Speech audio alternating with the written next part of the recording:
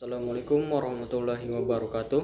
Perkenalkan, saya dari kelompok pertama yang beranggotakan saya sendiri, Nur Hadi Ramadana. Yang kedua, Hafsyah. Yang ketiga, San Pratwi. Dan yang keempat, Hartono. Saya akan menjelaskan tentang pengertian akhlak, moral, dan etika.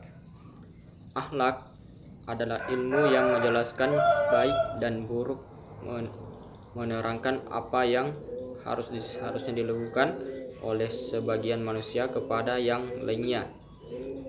Moral adalah perilaku yang sesuai dengan ukuran tindakan yang oleh umum diterima, meliputi kesatuan sosial atau lingkungan tertentu. Etika adalah sebuah tatanan perilaku berdasarkan suatu sistem tata nilai suatu masyarakat tertentu. Sub kedua, tentang persamaan dan perbedaan etika, moral, dan akhlak. Persamaan akhlak, moral, dan etika mengacu kepada ajaran atau gambaran tentang perbuatan, tingkah laku, sifat, dan perangai yang baik. Perbedaan akhlak, tolak ukurnya Al-Quran dan As-Sunnah. Moral, tolak ukurnya norma hidup yang ada di masyarakat berupa adat atau aturan tertentu. Etika, tolak ukurnya pikiran dan atau akal. Baiklah, saya akan melanjutkan materi dari rekan saya tentang perbuatan yang mencakup akhlak, moral, dan etika. Yang pertama, akhlak.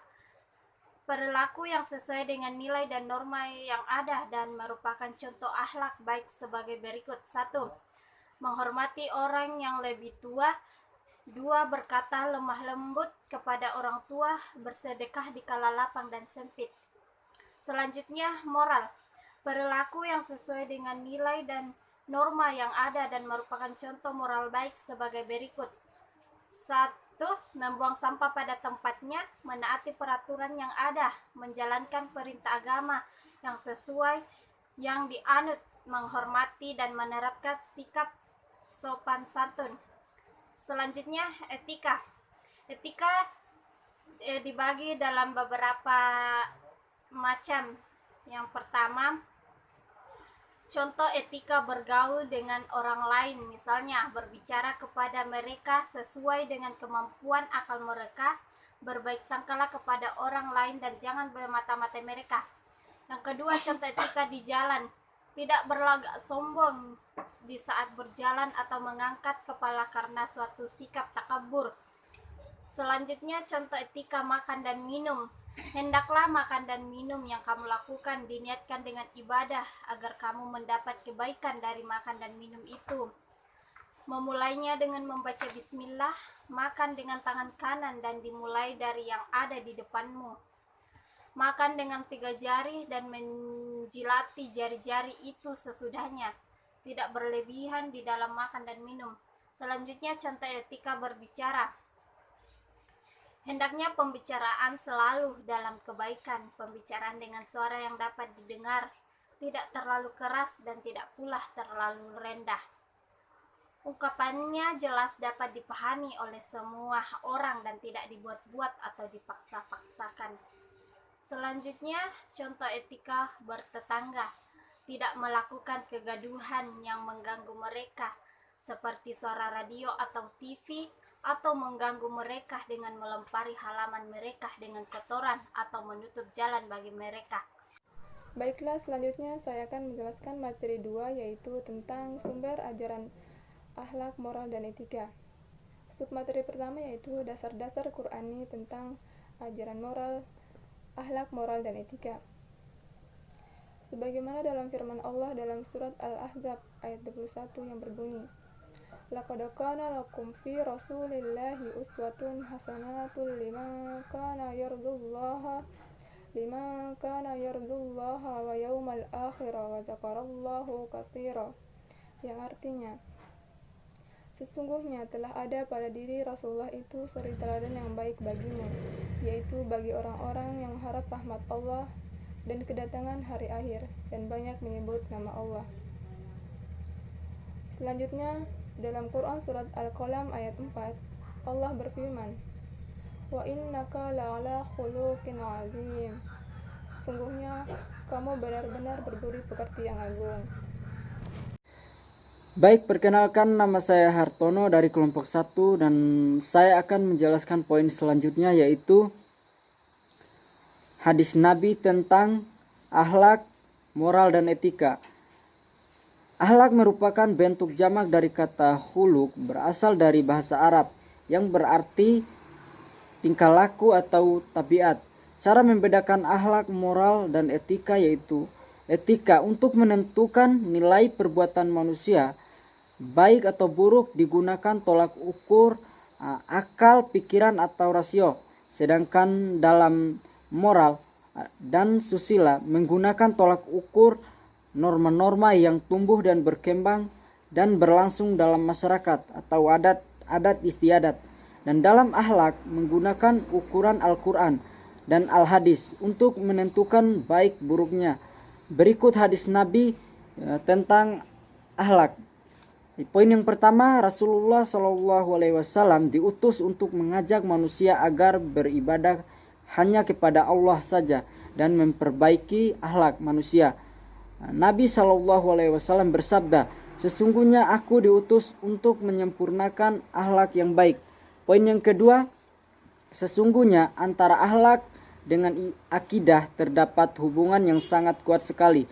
Karena akhlak yang baik sebagai bukti dari keimanan dan akhlak yang buruk sebagai bukti atas lemahnya iman.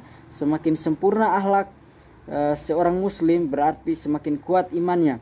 Rasulullah SAW bersabda, kaum mukminin yang paling sempurna imannya adalah yang akhlaknya paling baik di antara mereka, dan yang paling baik di antara kalian adalah yang paling baik kepada istri-istrinya. Poin yang ketiga, akhlak yang baik adalah bagian dari amal salih yang dapat menambah keimanan dan memiliki bobot yang berat dalam timbangan. Pemiliknya sangat dicintai oleh Rasulullah SAW, dan akhlak yang baik adalah salah satu penyebab seseorang untuk dapat masuk surga. Rasulullah SAW bersabda, tidak ada sesuatu pun yang lebih berat dalam timbangan seorang mukmin di hari kiamat melainkan akhlak yang baik, dan sesungguhnya Allah sangat membenci orang yang suka berbicara keji dan kotor. Beliau SAW bersabda pula, sesungguhnya yang paling aku cinta di antara kalian dan yang paling dekat majelisnya denganku pada hari kiamat adalah yang paling baik akhlaknya. Poin yang keempat, Rasulullah SAW ditanya tentang kebanyakan yang menyebabkan manusia masuk surga, maka beliau SAW menjawab, takwa kepada Allah dan akhlak yang baik. Dan ketika ditanya tentang kebanyakan yang menyebabkan manusia masuk neraka, maka beliau SAW menjawab, lidah dan kemaluan. Poin yang kelima, Ahlus sunnah juga memerintahkan untuk berbuat baik kepada kedua orang tua, mengajurkan untuk bersilaturahim serta berbuat baik kepada tetangga, anak yatim, fakir miskin, dan ibnu sabil. Mereka melarang dari berbuat sombong, angku, dan zalim. Mereka memerintahkan untuk berakhlak yang mulia dan melarang dari akhlak yang hina. Rasulullah SAW bersabda, sesungguhnya Allah Maha Pemurah menyukai kedermawaan dan akhlak yang mulia serta membenci akhlak yang rendah atau hina. Poin yang keenam, akhlak yang mulia itu meninggikan derajat seseorang di sisi Allah sebagai sabda Rasulullah SAW, sesungguhnya seseorang mukmin dengan akhlaknya yang baik akan mencapai derajat orang yang saum atau puasa di siang hari dan sholat di tengah malam. Mungkin itu saja yang dapat kami sampaikan. Lebih dan kurang mohon dimaafkan. Saya ucapkan terima kasih banyak dan apa yang saya sampaikan atau kami sampaikan semoga bermanfaat untuk kita semua. Wabillahi taufik wal hidayah. Wassalamualaikum warahmatullahi wabarakatuh.